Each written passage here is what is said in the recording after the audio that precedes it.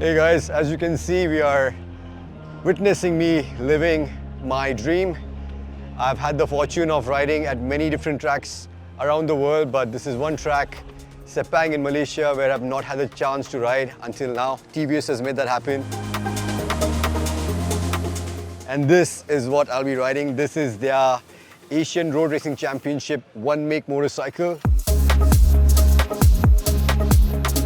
And even though it's based on the Apache RR310, as you can see, it looks nothing like it. This is a proper race bike. Weighs all of 125 kgs fully wet. A lot of the weight saving comes from the extensive use of carbon fiber. You have a carbon fiber fairing, you have carbon fiber wheels, you have a carbon fiber rear subframe. And also really high-end componentry in terms of Ohlins suspension. You have Ohlins steering damper, you have direct lines. You have a huge, I think 340mm disc at the front. You're running slicks, which I really hope is what we'll be running when I go out and the rain stays away. Also in terms of the engine is heavily modified, makes close to 60 horsepower. You have titanium valves. Capable of going to 216 kilometers an hour. This has twin exhausts. I've always wondered why twin exhausts on a single cylinder motorcycle. And I finally got the answer yesterday. Is because just the amount of air which is going in, it also needs to get out as soon as possible for the motorcycle to make that kind of horsepower. And that's why the twin exhaust. And yeah, that's the beautiful machinery that we have here, and I cannot wait to see what this one does at the Sepang racetrack. My very first outing.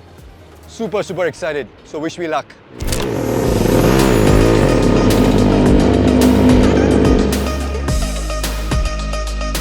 I genuinely have no words, because to ride here at Sepang has been on my wish list for as long as I can remember. And today it's finally happened. But what a way to experience it. Not just during the day, but also under the floodlights. What a facility, what a racetrack. Oh my God, it's so incredibly special. And what a machine to experience it on.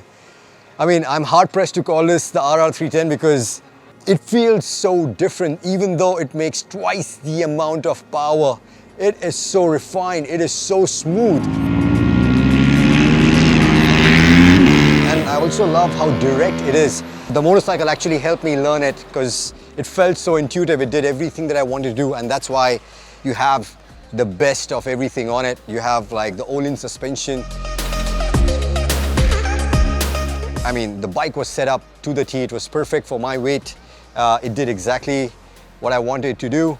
Unfortunately, we were not running carbon fiber rims, but I'm not complaining because the bike is already so light. It was already turning in so quick.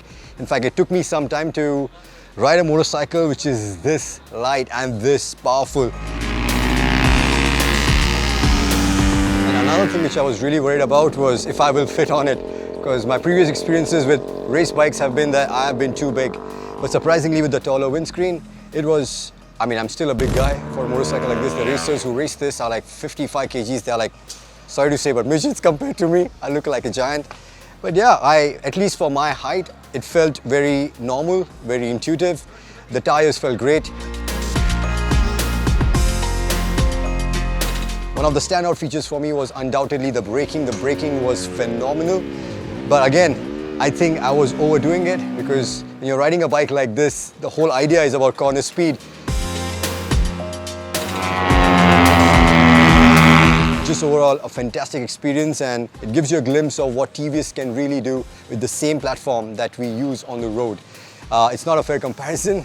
This bike costs 2 to 3 times as much as that, but it at least shows you what TVS is truly capable of and how serious they are on taking this forward. So really happy to have had the opportunity to experience this, and I'll keep this memory for me for a long time to come. Ciao.